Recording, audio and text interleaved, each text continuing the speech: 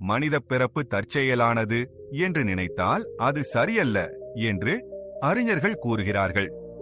முயற்சி இல்லாமல் மனித பிறப்பு கிடைத்தது என்று நினைத்தால் அது தவறு. நமது பிறப்பு, நமது பெற்றோர், நமது கர்மாக்கள் அனைத்தும் நாம் தேர்ந்தெடுத்தவை என்கிறார்கள். அதுவும் பிறப்பிற்கு முன்பே நிர்ணயிக்கப்பட்டபடியே நடந்தது என்றும் விளக்குகிறார்கள். அதாவது நமது இந்த பிறப்பு, வளர்ச்சி, வாழ்க்கை கடந்து செல்வதற்கு முழுமையாக நாமே காரணம். அதாவது ஒவ்வொரு நபரும் இந்த பூமிக்கு தனது வருகைக்கான ஏற்பாடுகளையும் வழிகளையும் முன்பே உருவாக்கிக் கொண்டார் என்று அர்த்தம். பிறக்காமல் பிறப்பு தொடர்பான அனைத்து வேலைகளையும் எப்படி செய்ய முடியும் என்பது ஆச்சரியமாக இருக்கிறது. சுய தேர்வுதான் அதற்கு காரணமா? இது எப்படி சாத்தியம்? இப்படி எப்படி செய்ய முடியும் என்று யோசித்தால், தெரிந்து கொள்ள முயற்சி செய்தால் இந்த வீடியோ உங்களுக்கு பதிலளிக்கும். கேட்டு பார்த்து நீங்களும் சிந்தித்து சுயமாக அனுபவிக்க முயற்சி செய்வீர்கள் என்று நம்பி இதில் உள்ள தத்துவ சிந்தனையை பார்ப்போம்.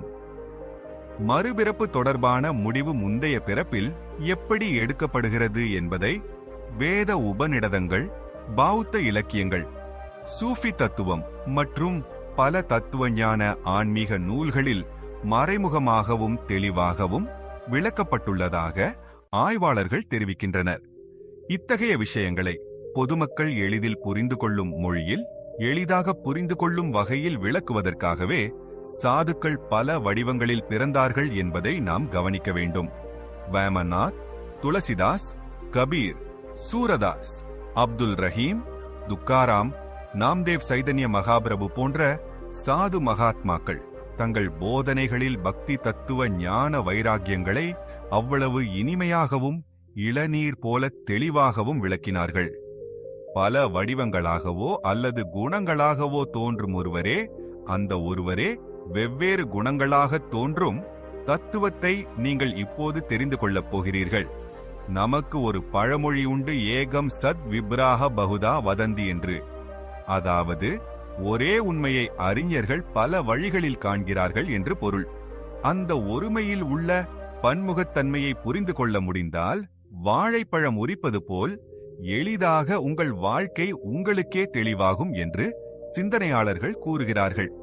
அந்த சிந்தனையின் திசையிலேயே நமது இந்த பயணம்.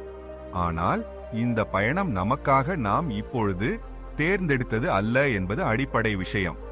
நம்முள் உள்ள உயிர், அதாவது ஆத்மா, அதை முன்பே தேர்ந்தெடுத்து விட்டது. பிறந்தவுடன் அந்த உணர்வை இழந்து விடுகிறோம் என்பதால்தான் மீண்டும் நம்மை நாமே அறிந்து கொள்ள ஆழமாக சிந்திக்க வேண்டியிருந்தது. அது தெரிந்தால், புரிந்தால் நமது வாழ்க்கை முறையை செம்மைப்படுத்திக் கொள்ளலாம் என்பதே இதன் சாரம். பூமியில் உள்ள அனைத்து வகையான மதங்களிலும் தர்மங்களிலும் இந்த ஆன்ம ஞானம், பிறப்பு, ரகசியம் பற்றிய குறிப்புகள், நீண்ட விவாதங்கள், தரமான விவரங்கள் உள்ளன. சாதாரண மக்களுக்கு இவற்றை கொண்டு சேர்க்கும் பொறுப்பை யார் ஏற்றுக்கொண்டார்கள் என்றால், யோகிகள் தங்கள் தவம், சாதனை மூலம் அந்த பரம சத்தியத்தை தரிசித்ததை நூல்களில் எழுதி சீடர்களுக்கு விளக்கி, அந்த ஞானம் உலகின் 4 திசைகளிலும் பரவும் வகையில் ஏற்பாடுகளை செய்தனர். ஆன்மாவின் மறுபிறப்பு தற்போதைய பிறவியில் செய்த கர்மங்களை பொறுத்தும், தற்போதைய பிறவியில் அவர்களின் புத்தி வளர்ச்சியையும் பொறுத்தும் நிர்ணயிக்கப்படும் என்பதே மூலக் கோட்பாடு. ஆகவே தற்போதைய பிறப்பு கடந்த பிறப்பின் வாசனைகளின் விளைவு என்று பூமியில் உள்ள அனைத்து மத நூல்களிலும் கூறப்பட்டுள்ளது. சற்று எளிதாக கூறுவதற்காக ஒரு தனிநபரின் பார்வையில் இந்த விளக்கத்தை தொடர்வோம். உங்கள் குடும்ப உறுப்பினர்கள், உங்கள் நண்பர்கள், உங்கள் மற்ற உறவுகள் அனைத்தும் நீங்கள் தேர்ந்தெடுத்தவையே. அவை மீண்டும் வெவ்வேறு வடிவங்களில் தொடர்கின்றன. வங்கி பாஸ் புத்தகத்தில் ஒரு பக்கம் நிறைந்துவிட்டால் அடுத்த பக்கத்தில் உங்கள் பணம் கேரி ஃபார்வர்ட் என்று அச்சிடப்பட்டு, அந்த தொகை எவ்வளவு என்று அச்சிடப்பட்ட பிறகு அடுத்த பரிவர்த்தனைகள் அச்சிடப்படும் அல்லவா? அதுபோல நினைத்துக் கொள்ளுங்கள்.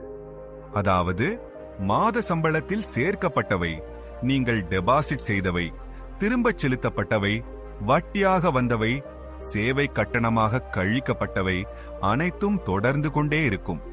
கடந்த பிறவியில் செய்த பாவங்கள், புண்ணியங்கள், துக்கங்கள், ஆசைகள், உறவுகள் கூட இந்த பிறவிக்கு மாற்றப்படுகின்றன. ஒவ்வொரு சமயத்திலும் ஒவ்வொரு விஷயம் உங்களை ஒட்டிக்கொள்ளும். அதை பற்றி உங்களுக்கு முந்தைய அறிவு இல்லாமல் இருக்கலாம். ஆனால் ஆன்மாதான் விரும்புவதை அடைந்து கொண்டே இருக்கும். அதாவது இது ஒரு ப்ளூ பிரிண்ட். ஆகவே இந்த பிறவி என்பது எதிர்பாராமல் தானாகவே நடந்த ஒரு சம்பவம் அல்ல. இது ஒரு தற்செயல் நிகழ்வு அல்ல. இது வேண்டுமென்றே நடந்தது. ஆனால் இயற்கை விதிகளின்படி விதை ஒரு களத்தை தேர்ந்தெடுத்து பிறந்தது. இந்த கள விதை நீதியும் ஒரு திட்டம் என்று தத்துவ ஞானிகள் கூறுகிறார்கள்.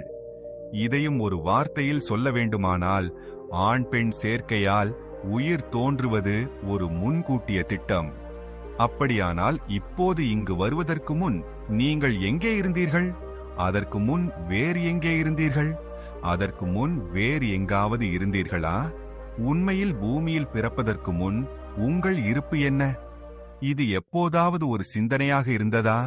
நீங்கள் எப்போதாவது அதை பற்றி யோசித்திருக்கிறீர்களா என்று சொல்லுங்கள். நீங்கள் ஏதேனும் மத அவதாரங்களில் வாழ்ந்திருக்கலாம் என்று கொஞ்சம் மூளைச்சலவை செய்ய முயற்சிக்கவும். இந்த படைப்பில் காலம் மற்றும் இடத்திற்கு அப்பாற்பட்ட ஒரு இடம் இருப்பதாக நீங்கள் நம்பினால், அது ஒரு இயற்கைக்கு அப்பாற்பட்ட காரண உலகம் என்று அழைக்கப்படுகிறது என்பதை அறிந்து கொள்ளுங்கள். ஆனால் பூமியில் இருப்பது போல் உடலுடன் பிறப்பு இருக்காது. அது எல்லைகள் இல்லாத ஒரு ஆற்றல் புலம். அங்கே நீங்கள் ஒரு சக்தி மட்டுமே, ஒரு உணர்வு மட்டுமே. உடலின் வெளிப்புற உணர்வு இல்லாத ஒரு இயற்கைக்கு அப்பாற்பட்ட உணர்வு, ஆற்றல் நிலை இருக்காது. அங்கே பயம், சந்தேகம், அகங்காரம் இல்லாத இடம் அது. முடிவில்லாத அமைதி மற்றும் அன்பு மட்டுமே இருக்கும். அங்கே சக்தியும் நீங்களும் வேறு வேறு அல்ல. எல்லாம் அத்வைதம். நீங்கள் மூல சக்தியுடன் இணைந்திருப்பீர்கள். அந்த மூல சக்திக்கு, அந்த ஆதிசக்திக்கு, அந்த நிலையான சக்திக்கு நீங்கள் கடவுள், முழுமை, அசைக்க முடியாதவர் என்று எந்த பெயரை வைத்தாலும் அனைத்தும் ஒன்றே. நீங்கள் அந்த எல்லையற்ற அத்வைத சக்தி ஒன்றாக இருக்கும் பொழுது வேறுபாடுகளுக்கு இடமே இல்லை. அந்த முழுமையான உணர்வில் கலந்துள்ள உங்களுக்கு பசி, தாகம், துன்பங்கள், ஆசைகள் என்பவை இருக்காது. உங்கள் இருப்பை நீங்கள் அனுபவிப்பீர்கள், அவ்வளவுதான். அதாவது அங்கே நீங்கள் எல்லையற்றவர், நித்தியமானவர், அழிவில்லாதவர். அங்கிருந்து நீங்கள் எத்தனை பிறவிகளின் பயணங்களை செய்திருப்பீர்கள், எத்தனை முறை மரண அனுபவத்தை பெற்றிருப்பீர்கள். அந்த ஒவ்வொரு பயணத்திலும் எத்தனை அனுபவங்களையும் உணர்வுகளையும் சேகரித்திருப்பீர்கள். உங்களுக்கு நினைவிருக்கிறதா? இந்த தற்போதைய முழுமையிலும் உங்களுக்கு ஒரு ஆசை இருந்திருந்தால், மீண்டும் ஏதோ புதியதை அனுபவிக்க வேண்டும் என்று உங்கள் உள் அழைப்பை நீங்கள் கேட்க முடிந்தால், அப்பொழுது உங்களை பற்றி உங்களுக்கு மற்றொரு விஷயம் தெரியும். அறிவு எப்பொழுதும் புதியதாக இருக்க வேண்டும் என்றால், அது திரட்டப்பட்ட அனுபவங்களின் தொகுப்பிலிருந்து மட்டுமே சாத்தியம் என்பது தத்துவ ஞானிகளின் போதனையின் சாரம். வளர்ச்சி அடைவதே அறிவின் இயல்பு. வளர்ச்சி என்பது முன்னேறுவது. முன்னேறுவது என்பது புதிய அனுபவங்களை அறிமுகப்படுத்துவது, அவற்றுடன் ஒன்றிணைவது, அவற்றை அனுபவிப்பது. எனவே மறுபிறவிக்கான ஆன்மாவின் திட்டம் அதன் அறிவை புதிய உறவுகளை நோக்கி திருப்பி புதிய பிறவியை பெற தூண்டுகிறது.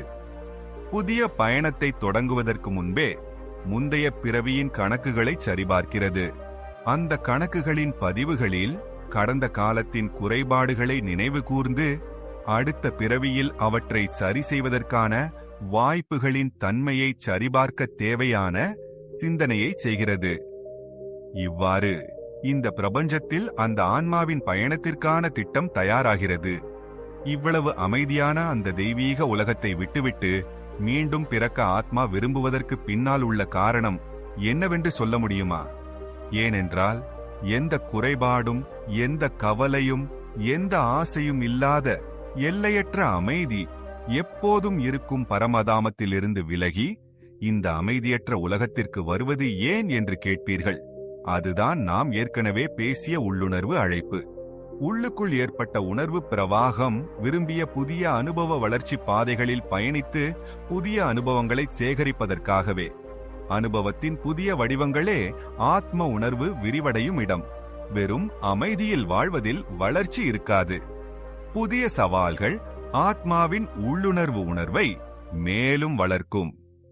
கரும் இருண்ட மண்ணிலிருந்து விதை பிளந்து முளைப்பது போல, நெருப்பில் சுடப்பட்டு தங்கம் பளபளப்படைவது போல, ஆன்மாவும் கஷ்டங்களின் பாதையில் பயணித்து உராய்வுக்கு உள்ளாகி மேலும் பிரகாசிக்கும். சுதந்திரத்திலிருந்து எண்களின் பக்கம், அன்பிலிருந்து இழப்பின் பக்கம், வெற்றியுடன் தோல்வியும் பின்னி பிணைந்திருக்கும் பக்கம், உறவுகளின் இனிமையுடன் பிரிவின் துயரமும் சேர்ந்திருக்கும் பக்கம் ஆன்மா பயணிக்கிறது. அது தெரிந்தே செய்கிறது. ஒவ்வொரு நிலையிலும் வெவ்வேறு சவால்கள் இருக்கும் என்று அதற்கு தெரியும். துக்கம், சந்தோஷம், கண்ணீர் துளி அனைத்தும் அதன் உணர்வு வளர்ச்சிக்கு உருவம் கொடுக்கும் மாலையில் சேரும் முத்துக்கள் என்று ஆன்மா கருதுகிறது. அவ்வாறு ஆன்மா பூமியில் பிறக்க ஆவலுடன் இருக்கிறது. அது தேர்ந்தெடுத்த சூழ்நிலைகளை அனுபவித்து எதிர்கொண்டு பக்குவப்படுகிறது. ஆகவே உங்கள் பிறப்பை தற்செயலாக கருதாதீர்கள். உங்கள் பெற்றோர்கள், உங்கள் உறவுகள், உங்கள் திறமைகள், உங்கள் போராட்டங்கள் அனைத்தும் உங்கள் ஆன்மா மிக ஆழமாக சிந்தித்து தேர்ந்தெடுத்த பிறப்பின் அனுபவங்களே அதன் திட்டத்தின் பகுதிகள் என்பதை புரிந்து கொள்ளுங்கள். அப்பொழுது நல்லது கெட்டது, பாராட்டுகள், நிராகரிப்புகள், வெற்றிகள் அனைத்தும் உங்களுக்கு புரியும். அவற்றின் மர்மத்தை நீங்கள் கவனிப்பீர்கள். உங்களுக்குள் இருக்கும் ஆன்மா தேர்ந்தெடுத்த உடலின் மீது அந்த உடலுடன் ஆன்மா செய்யும் பயணம் இது. ஆனால் பயணம் முடிவற்றது. இந்த முடிவற்ற பயணத்தின் தொடக்கம் மிகவும் பாதுகாப்பாக, மிகவும் நுட்பமாக, மிகவும் துல்லியமாக நடைபெறுகிறது. கடந்த பிறவியில் இருந்த அறியாமை, பயங்கள், அந்த நேரத்தில் உணர்வு பயணித்த பாதைகளை நினைவூட்டுகிறது. ஒரு தீவிரமான மறு ஆய்வு செய்கிறது. இது கடந்த கால பாலத்தின் நினைவுகளின் முந்தைய அனுபவங்களின் மறுபரிசீலனை. இது தனது கடந்த பிறவியை கண்ணாடியில் பார்ப்பது போன்றது. தனது கர்மங்களை, தனது எண்ணங்களை, தனது அனுபவங்களை நினைவுக்கு கொண்டு வருகிறது. அவை இருக்கும் பொழுது மேலும் மேம்படுத்திக் கொள்ள முயற்சிக்கிறது. அதனால் மறுபிறவியை விரும்புகிறது. அப்படியென்றால் உங்கள் ஆன்மா தனியாக இருக்காது. ஆன்மீக வழிகாட்டுதல் செய்யும் தெய்வீக சக்திகளின் ஆதரவுடன் உங்கள் ஆன்மா தனது பாதையை எந்த தடையும் இல்லாமல் செய்து கொள்ள முடியும். அந்த தெய்வீக சக்திகள் ஆன்மா தேர்ந்தெடுத்த மறுபிறவியின் எதிர்கால வாழ்க்கையை அதன் உணர்வுக்கு புரியும்படி ஒரு முறை தரிசிக்கச் செய்யும். சவால்களை எதிர்கொள்வது பல தேவைகளையும் வெவ்வேறு உறவுகளையும் ஆன்மாவின் உணர்வுகளையும் வெளிப்படுத்தும். ஆன்ம வளர்ச்சிக்கு ஏற்ற பாதையை தேர்ந்தெடுப்பதற்கு இந்த செயல்முறை உதவுகிறது. அப்பொழுது உங்கள் ஆன்மா தனது கள விதைகளை, அதாவது பெற்றோரை தேர்ந்தெடுக்கும். தனது உறவுகளையும், உடலையும், கலாச்சாரத்தையும், காலத்தையும், தனக்கு தேவையான சிறப்பு திறன்களுடன் சவால்களையும் தானே தேர்ந்தெடுக்கும். அதாவது பலம் மற்றும் பலவீனங்கள் இரண்டையும் ஆன்மா முன்கூட்டியே தேர்ந்தெடுக்கும். நீங்கள் எந்த நோய்களை, எந்த துக்கங்களை தாங்க வேண்டும், எந்த அன்பை அனுபவிக்க வேண்டும் என்பதையும் முன்கூட்டியே தேர்ந்தெடுத்து வைத்திருக்கும். இது ஒரு திட்டம், ஒரு ப்ளூபிரிண்ட் என்று ஏற்கனவே சொன்னோம் அல்லவா? இதில் மாற்றங்கள் இருக்கலாம், அதாவது தடங்கல்கள் இருக்கலாம். அவற்றுக்கு தயாராகவும் பயணம் தொடங்குகிறது. இந்த பயணத்திற்கு வழிகாட்டும் விதிகள் ஏதேனும் இருக்கிறதா என்று பார்ப்போம். இவை அனைத்தும் கர்மாவை சாராதவை என்று கூறப்பட்டுள்ளது. கர்மா என்றால் என்ன? அதாவது ஒவ்வொரு செயலும், ஒவ்வொரு உணர்வும், ஒவ்வொரு சிந்தனையும் ஒரு ஆற்றல் ஆதாரம். அந்த ஆற்றலுக்கு அழிவு இல்லை. ஆசக்தி இப்பொழுது அல்லது ஒரு உள்ளழைப்பாக மறுபிறவியில் திரும்பி வரும். விதையிலிருந்து மரம் தோன்றி கனிகளை கொடுப்பது போல நீங்கள் அன்பு விதையை விதைத்தால் அன்பு என்ற பயிர் உருவாகும். வெறுப்பு என்ற விதையை விதைத்தால் பூச்சிகளுடன் கூடிய பயிர் உருவாகும். அதுவே கர்மா என்கிறார்கள். எந்த எண்ணத்துடன் செய்தால் அத்தகைய பலன் திரும்ப வருமோ அதுவே கர்மா. ஆனால் ஆத்மா தண்டனையின் முன்னிலையில் தனது செயல்களின் விளைவுகளை உணர முடியும். இதோ இதை ஏற்றுக்கொள், இதோ இதை நிராகரி என்று கர்ம ஆத்மாவுக்கு கற்றுக் கொடுக்கிறது. தற்போதைய இந்த வாழ்க்கை உங்கள் கடந்த கால பயணங்களின் பிரதிபலிப்பு என்கிறார்கள் ஆன்மீகவாதிகள். இன்றைய அனுபவங்கள் கடந்த கால கர்மங்களின் விளைவுகள் என்பதை நீங்கள் உணராமல் இருக்கலாம். அன்று நீங்கள் உதவியவர்கள் இன்று உங்களுக்கு துணையாக வரலாம். அன்று உங்களால் நிராகரிக்கப்பட்டவர்கள் இன்று உங்களை வேதனைப்படுத்தலாம். அப்படியென்றால் அது உங்களை தண்டிப்பது அல்ல, அது உங்களுக்குள் இருக்கும் போர்வீரனை பயிற்றுவிப்பதாகவும் என்று கூறுகிறார்கள். அது உங்களை மேம்படுத்துவதும் செதுக்குவதுமாகும். அதனால்தான் நாம் முன்பு கூறியதை மீண்டும் நினைவில் கொள்ளுங்கள். இன்றைய உங்கள் கர்ம பலன்கள் கடந்த பிறவியின் சஞ்சிதங்கள். அப்போது நீங்கள் சேர்த்தவற்றின் பலன்களை இப்போது இந்த பிறவியில் அனுபவிக்கிறீர்கள். நல்லதோ கெட்டதோ பிராரப்த கர்மா என்று ஒன்று உண்டு. அது இந்த பிறவியின் கர்ம அனுபவம். அதாவது இப்போது நீங்கள் செய்யும் நல்ல காரியம், நீங்கள் எடுக்கும் நல்ல அடி உங்கள் எதிர்கால வாழ்க்கையை பிரகாசமாக்கும். ஒவ்வொரு கடினமான நேரமும் ஒரு அனுபவமே. ஒவ்வொரு அனுபவமும் சேகரிக்கும் ஞானமே. அந்த ஞானமே ஆன்மா பெறும் கர்ம பலன். அதனால்தான் செய்யும் கர்மங்கள் ஆன்மாவுக்கு சங்கிலிகள் அல்ல, அவை அனுபவங்களின் படிகள் என்றும் அவற்றின் மீது நடந்து ஞானம் என்ற முழுமையை நோக்கி ஆன்மா பயணிக்கிறது என்றும் விளக்கப்படுகிறது. இந்த ஆன்மா தனது பயண பாதையில் சந்திக்கும் சில ஆன்மாக்களுடன் மிகவும் நெருக்கமான உறவை ஏற்படுத்திக் கொள்கிறது. இந்த பந்தம் புதிய அனுபவங்களை பெறவும் வளரவும் மலரவும் பயனுள்ளதாக மாறுகிறது. உங்கள் பெற்றோர்கள், வாழ்க்கை துணை, நண்பர்கள், கடைசியாக உங்களை காயப்படுத்தியவர்கள் உட்பட உங்களுக்கு ஆன்மீக தொடர்பு ஏற்படும். சில ஆத்மாக்கள் உங்களுக்கு துணையாக பயணிக்கின்றன, மேலும் சில சவால்களை வீசுகின்றன. சில அன்பை பகிர்ந்து கொள்கின்றன, மேலும் சில கடினமான பாடங்களை கற்றுக் கொடுக்கின்றன. அதாவது ஒவ்வொரு அறிமுகத்திற்கும் பின்னால் ஒரு நோக்கம் உள்ளது.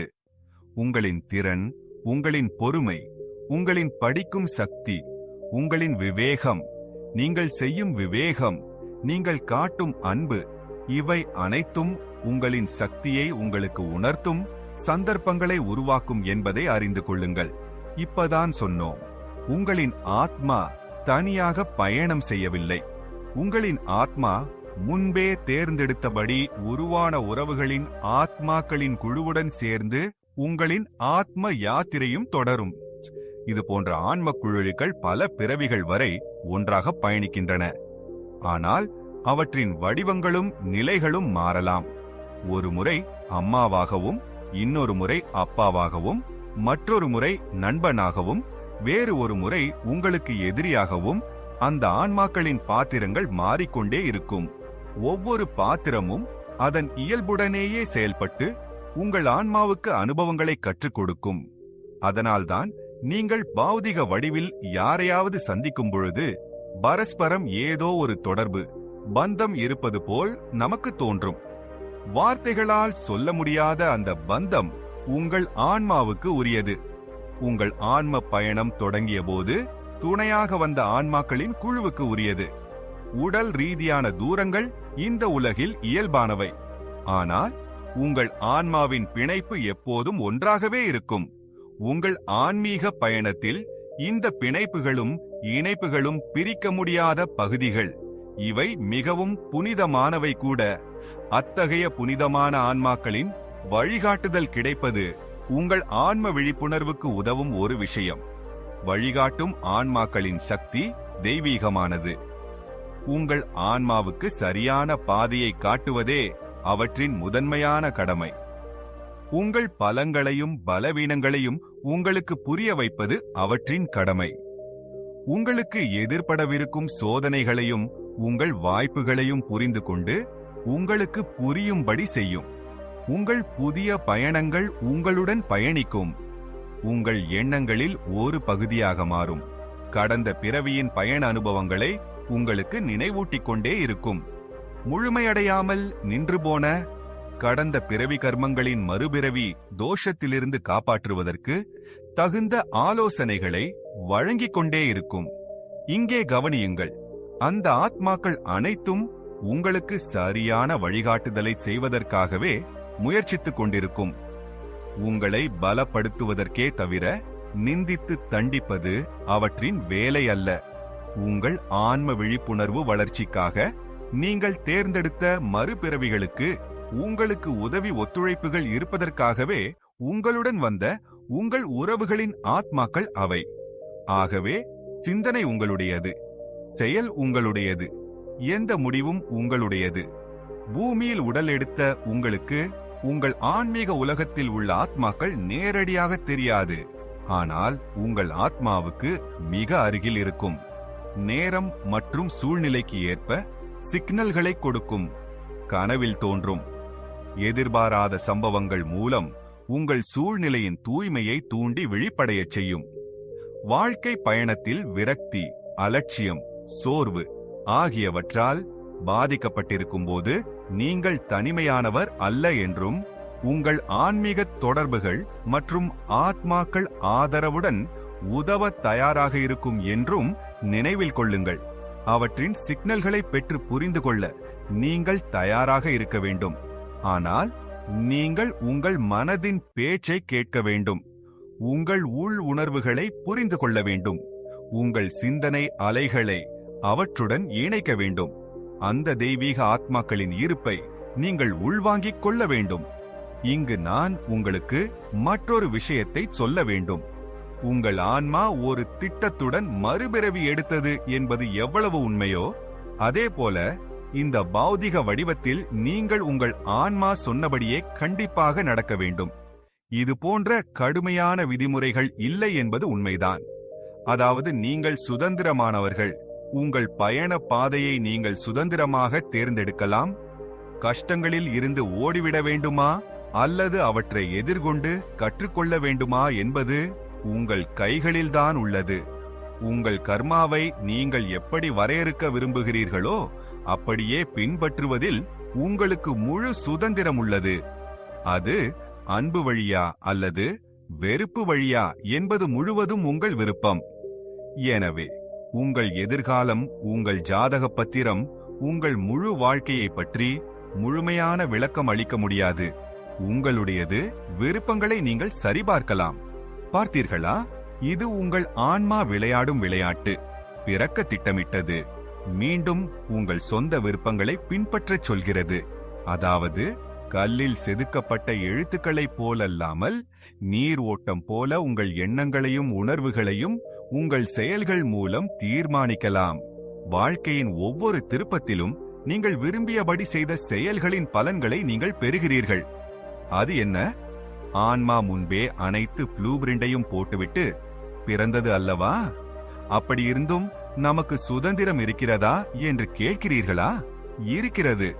சரி, ஆன்மா போட்ட திட்டம் இந்த பௌதிக பிறவியில் நம் நினைவுக்கு ஏன் வரவில்லை என்று நீங்கள் எப்போதாவது யோசித்திருக்கிறீர்களா? அந்த திசையில் யோசித்திருப்பீர்கள் அல்லவா? ஆம், பிறக்கும்போதே உங்கள் மீது மறதி என்ற திரையை மூடுகிறது. உங்கள் கடந்த பிறப்பின் வாசனைகள் உங்களுக்கு நினைவில் இருக்க வாய்ப்பில்லாமல் அறியாமை என்ற அடுக்கை மூடுகிறது. அப்படி நடப்பது உங்கள் நன்மைக்காகவே. உங்கள் கடந்த பிறப்பின் அப்போதைய கர்மங்கள் உங்களுக்கு நினைவில் இருந்தால் மறுபிறப்பிலும் நீங்கள் கற்றுக்கொள்வதற்கு புதிய அனுபவங்கள், புதிய உணர்ச்சிகள் இருக்காது. ஏனென்றால் துன்பத்தை முன்பே உணர்ந்தால், ஏற்படும் எதிரடிகள் முன்பே தெரிந்தால் அவற்றை நாம் மனப்பூர்வமாக அனுபவிக்க முடியாது அல்லவா? அதனால்தான் அந்த ஞானமில்லாத அறியாமை படலம் உங்களை ஆட்கொள்கிறது. துக்க சந்தோஷங்களையும் கஷ்ட சுகங்களையும் அனுபவிக்கச் செய்கிறது. அவற்றை நீங்களே எடை போட்டு பார்க்கச் சொல்கிறது. புதிய அனுபவங்களை சேகரிக்கச் சொல்கிறது. இதையெல்லாம் செய்வது யார்? யார் என்றால் இந்த பிறப்பை விரும்பிய உங்கள் ஆன்மா. உங்களை நீங்களே மீண்டும் தெரிந்து கொள்ள ஊக்குவிப்பது உங்கள் ஆன்மாதான். பிறக்க வேண்டும், அனுபவிக்க வேண்டும், சம்பாதிக்க வேண்டும், வாழ்க்கை போரில் பாடங்களை கற்றுக்கொள்ள வேண்டும், போராட வேண்டும். இதுவே வாழ்க்கையின் அழகு. ஆனால் ஆன்மாவின் அடையாளம் மட்டும் உங்களுடன் இருக்கும். முன்பு குறிப்பிட்டது போல கனவு அடையாளங்களை அளிக்கும். அந்த தாண்டுதலில் உங்கள் மனதில் ஒரு மின்னல் போன்ற எண்ணத்தை உருவாக்கும். யாரோ ஒரு அந்நியரால் காற்றில் மிதக்கும் வார்த்தைகளாக கேட்கும். உங்கள் உள்ளுணர்வு அவற்றை பிடிக்கும் போது உங்கள் ஆன்மாவின் குரல் உங்களுக்கு புரியும். மறதியின் போர்வையின் கீழ் வாழ்க்கை திசை மாறும்போது திடீரென்று ஏதோ ஒரு சிக்னல் கொடுத்து சரி செய்து கொள்ளும். உங்களை விட்டு பிரியவில்லை, உங்களுடனேயே இருக்கிறேன் என்று சுட்டிக்காட்டும். நான் யார், நான் ஏன் பிறந்தேன், நான் என்ன செய்ய வேண்டும் என்ற சிந்தனை உணர்வை உங்களுக்குள் ஏற்படுத்தி உங்களை விழித்திருக்கச் செய்யும். இனி அந்த உணர்வு உங்களுக்கு ஏற்பட்டால் விடுதலை பாதையில் நடப்பது உங்கள் கர்மாவிலேயே இருக்கும். தத்வமசி என்ற வேத வார்த்தைக்கு அர்த்தம் தெரியுமா? பரவாயில்லை, பெரியவர்களை கேளுங்கள், சொல்வார்கள். அல்லது அகராதியில் தேடுங்கள், உங்களுக்கே புரியும். வீடியோ பிடித்திருந்தால் லைக் செய்யுங்கள், ஷேர் செய்யுங்கள்.